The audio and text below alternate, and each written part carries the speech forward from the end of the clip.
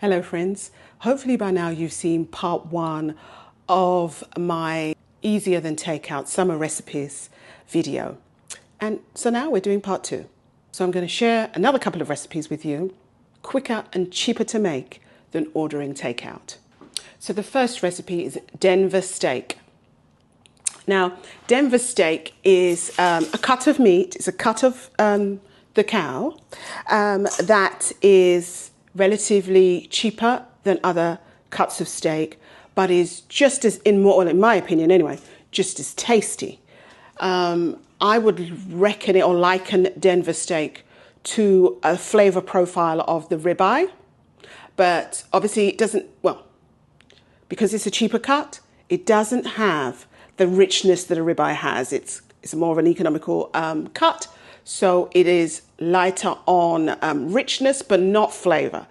Denver steak has a deep flavor, and I have some here. Let me just show it to you. Here we go. 2 fillets of Denver steak. I buy Denver steak quite a lot. It helps with our budget, fulfill the need for steak, but we do it at a cheaper price, and it's still very, very tasty.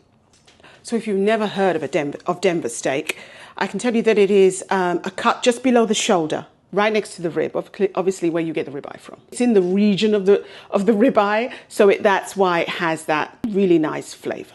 It's usually this shape, sort of it's a thinner piece of cut of meat, but it can be quite thick. This is about 1 inch to 1.5 inches, is I think the usual thickness of the steaks as well. And so Denver steak is obviously, with all those characteristics, perfect for a weeknight meal. All I have to do is season this lovely meat and cook it in my grill pan. I have my grill pan here. So as I said, just need to season it, and I'm going to be using my seasoning, my Santa Maria rub. This is the coarse ground rub. It's got kosher salt, black pepper, garlic powder, onion powder, and some granulated sugar. My Santa Maria rub is going to be available online to purchase very soon. I'm creating a new batch, or working on a new batch right now, so I will let you know when it's available online. My Santa Maria rub is great on grilled meats because it's coarse. It has coarse elements to it. It is good on grilled meat. So that's why I'm using my grill pan today, so I can get that nice crust on the steak. You can either cook in a grill pan or you can cook on your grill, whatever floats your boat, whatever makes you happy. Assuming you don't have my Santa Maria rub already, you didn't buy some from my first batch, you can just use salt and pepper, kosher salt, some pepper, and some garlic powder, and you should be fine. That's all you need. It's a very, very simple recipe. I always cook my Denver steak medium. Sometimes, because these are quite hearty steaks, so I will have some, maybe half of one, and then especially with a salad, which has got a lot of elements in it, if I have a steak salad, I will only eat half usually, and so the other half I can store in the fridge until I'm ready for another steak salad, and then I'll slice up the other one and heat it up just a little bit if I want it hot, the meat hot. And so if I'm heating up, I usually use my microwave to heat up. It will not be overdone and become tough. So I always cook it. It tastes wonderfully medium. It's a cheaper cut, so when you're cooking a cheaper cut, you should cook them to a medium temperature, in my opinion anyway. So that's my suggestion, and that way you don't waste any of the meat if you reheat it. Season the meat nice and liberally on both sides.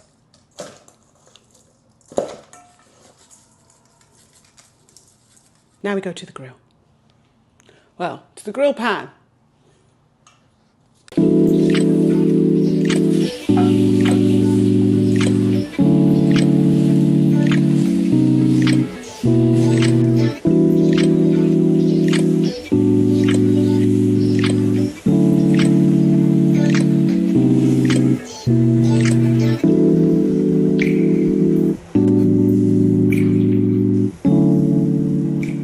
If you're unable to get your hands on some Denver steak, the closest steak that's similar to Denver steak is chuck eye steak.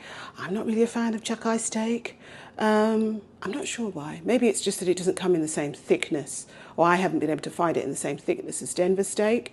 But you can also try sirloin steaks, ribeye of course, and flat iron as well. Flat iron's nice. It's not quite the same consistency, but it's be fine for this recipe. So I've cooked the steaks. Where are they? They've rested. Let me get them.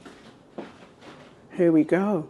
They're trying to stop the juices from falling all over my counter, but aren't they beautiful? So what's next? We've cooked the steaks, some salad, something really simple. These warm nights, we need light food. So I've got some ingredients right here. Here we go. My bowl. And I am going to use some spinach, depending on how many people you're serving. Should determine how much salad you create. So I'm just going for like a couple of handfuls of spinach,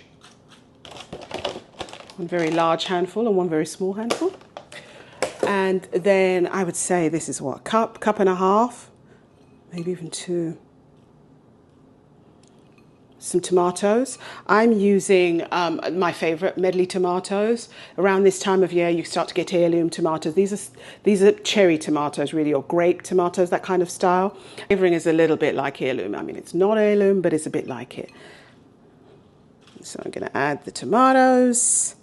Tomatoes. Right, tomatoes. Boop, boop, boop, boop, boop, boop, boop.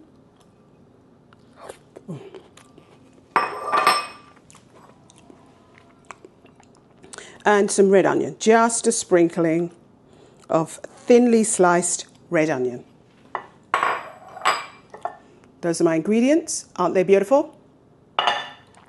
And then I'm going to add some balsamic vinegar. This is a very thick density. It's a little bit like a glaze, as you can see. It's lovely. From Fresh Direct is where I buy my groceries, an online grocery store. And then I'm going to add, just for variety of flavor, some sesame oil. And this is all to taste. Just a little. Sesame oil is very distinctive, you don't need very much. And that's it, that's the salad. I'm not even going to bother to toss it because as I pull it out, the ingredients will incorporate. So now it's time to serve. Let's get to serving. So excited to eat this. It's really nice.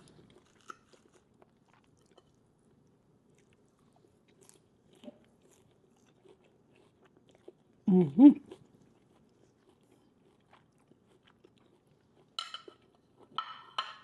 This is a fabulous meal.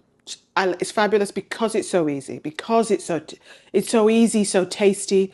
It's just a fabulous meal all around, and one you could even serve at a dinner party, or if you're having people come around and you was doing a cookout. This could be something you could add. Really easy and economical. So I love Denver steak, and there's other steaks, just as I said before. The flat iron is another really lovely steak to serve during the week. So give this one a try. Let's move on to the next. I've got my gloves on, my chicken gloves. I'm going to share a chicken recipe with you today. Lemon truffle chicken and cauliflower sheet pan recipe. I never know which way to say. Is it sheet pan chicken and cauliflower or chicken and cauliflower sheet pan recipe? I'm not sure. Anyway, so the first thing I'm going to do is season the chicken. Now you're going to see I'm not going to put salt into this because I already salted this, put a little bit of apple cider vinegar in it. The reason being, I bought this chicken 2 days ago and I was concerned that it might go off in the fridge. So I just put some salt, some vinegar to stop that happening, to keep it edible. To stop that happening, stop it going off. So it's already got that in, and I also put some sprigs of parsley in it just for some aromatics, because that's what I do. I drained off the any excess fluid that was in there, because fluid is not our friend in a sheet pan recipe. This is the 3 pounds of chicken thigh, 2 large cauliflower cut up in the florets. Try and make them a similar size so it's easier. They'll cook at the same time. Have some truffle oil, fresh parsley, some onion. It can be red onion, doesn't have to. It can be red or yellow, whatever onion you feel to use, and some lemons. Oh, and obviously I'm going to season the chicken. Now you could just salt and pepper this chicken, or you can do like a lemon pepper chicken. But today I'm going to use my diverse dinners smoky marita, just because I want to. As I said, I'm not completely sticking to the recipe that I'm going to share with you, but it's of the same vein. Just going to add some of my smoky marita seasoning, and this smoky marita seasoning has in it, can't remember, by heart, it has onion, garlic, smoked sweet paprika, brown sugar, yellow mustard, chipotle morita chili, and some celery seed. And it's a very tasty seasoning. You can add this on your meats, any meat you want to give sort of a smoky flavor to, and it's all you need, some salt and pepper, and this does all the work. So I'm going to give that a good mix around. I'm going to put that to the side. What we're going to have to do for this recipe is start the cook the cauliflower a little bit first, halfway through first, then add the chicken so that they end up cooked at the same time, because cauliflower takes a little longer to cook. You could ping it in the microwave and make it a little soft first if you want to. That might be sacrilegious to some. Or you could part boil it and then add it to it. But I'm just going to do it. I'm going to just season it, put it in the oven first, and then add the chicken thigh. I forgot to mention we need garlic, for Christ's sake. So I have some garlic, some fresh garlic. Again, in my recipe, I think I use garlic powder. It's totally up to you. To be honest, even though I share recipes, I rarely stick to them. I like to do my own thing. Depending on what I've got in my fridge, if I've got fresh garlic, I'll use fresh garlic if it makes sense. So I'm using fresh today. I have some pre-washed parsley, and this is a half a bunch of parsley, and I'm literally going to rip. Did you like that sound? Rip the base off the hardier stalks, and I'm going to push the rest in. Some oil. I need oil in this, some olive oil. And I just use regular olive oil rather than the fancy EVOO. This is fine.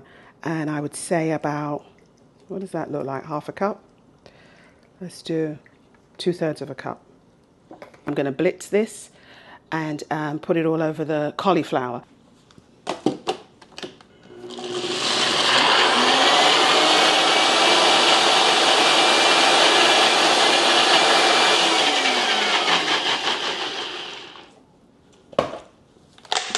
That's that. Pour the cauliflower into a bowl, and then, as I said, I'm just going to bathe it in this mixture of garlic and parsley. Toss. I think that's fine. Ooh, you beast! Accidents happen in the kitchen. Thank God it's black. I'm going to leave the rest of that parsley and garlic mixture, just in case I need it after. I'm going to add some salt to this as well.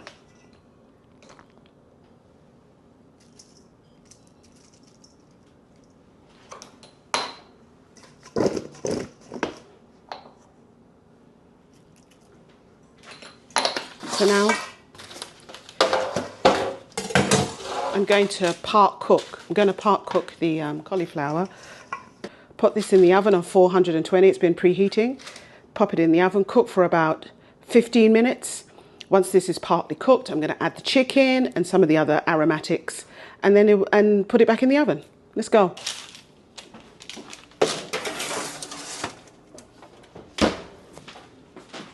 See you in 15. Cauliflower's had a head start. Smells so good. So now we have that. I need a spoon or something to separate because it's hot. Now we have that. I'm going to put the chicken in amongst the cauliflower. Just going to move things around a bit to allow the space.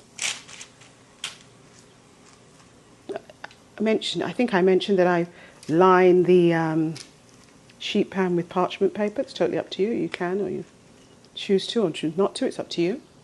Now I'm going to use these stalks just as I said, for aromatics. I'm just going to put them in and amongst the cauliflower, and then I'm going to place the chicken on top, just to give it some aromatics while it's cooking. We're not going to eat it, it's just to add flavour.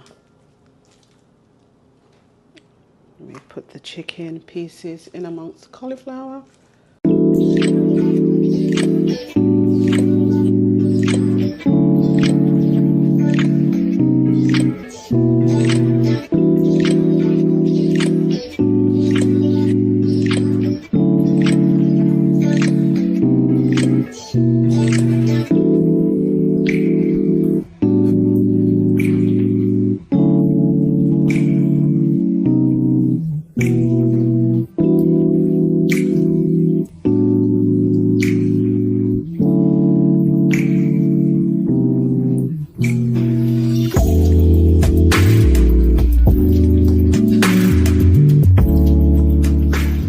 I'm going to add some of the aromatics, the onion, and I'm going to create wedges and put them amongst. Now I think in my other recipe I'm using shallots, onion, shallots, whatever you have. This is meant to be easy, breezy summer food.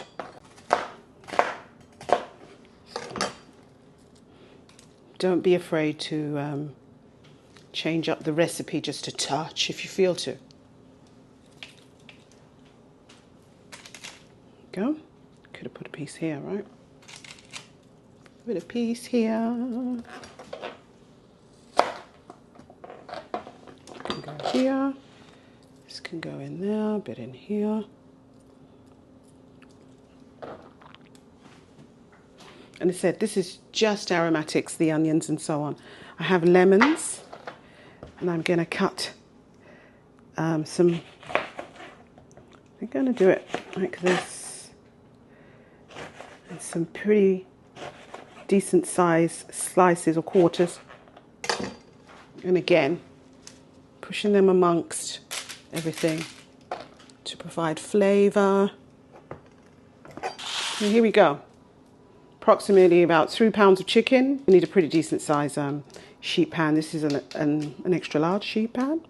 We season the chicken, we season the cauliflower, par-cooked the cauliflower, then added the chicken, the seasoned chicken thighs, and obviously the aromatics, the onion.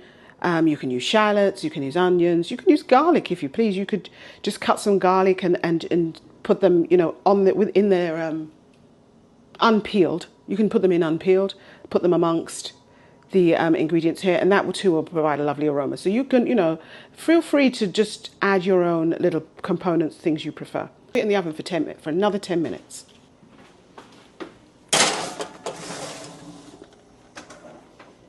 So I left the chicken in for about 15 minutes, not 10, 15 minutes. Glorious. Cauliflower started to break down. Everything is doing as it should, so it's time to turn everything over.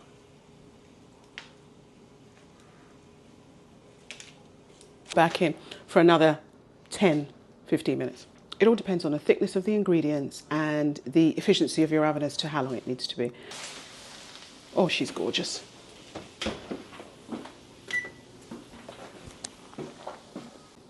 This looks marvelous. Gonna dig in and try some. Cauliflower is cooked. Look at that.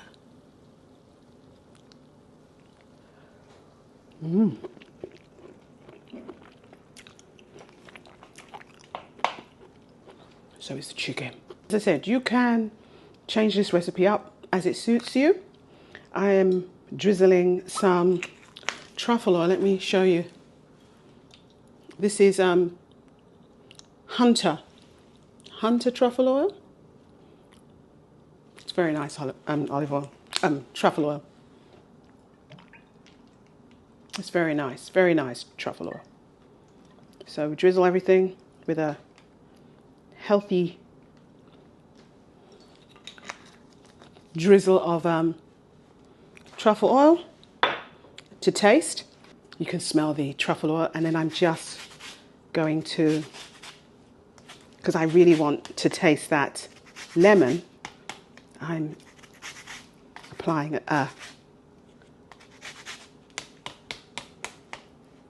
applying zest directly to it, rather than before it's cooked. I'm doing it after because I want to be able to taste that lemon.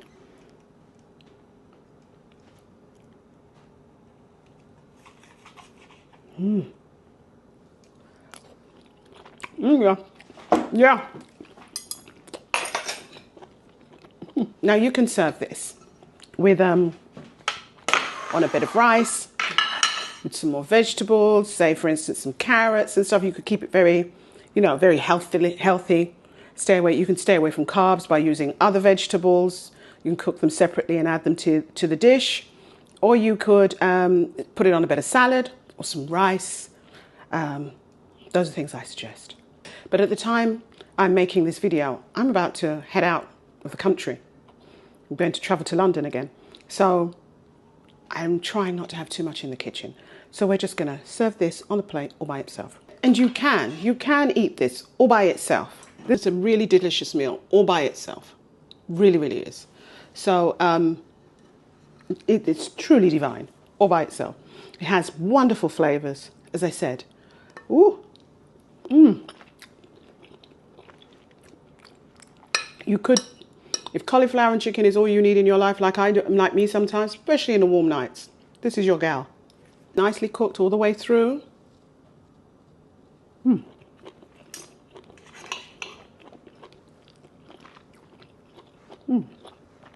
So is the cauliflower. That was a really easy recipe. I love it. I love sheet pan meals. And as I said, you can use chicken breast in that recipe. I find chicken thigh cooks more evenly, more quickly. It's usually a flatter piece of meat, it just cooks it more easily. But you can use chicken breast if the breast is the part of the meat you prefer. So yeah, these are my summer meals. Quicker than takeout, cheaper than takeout, and much more nutritious, I believe, as well, depending on what you're into when it comes to takeout.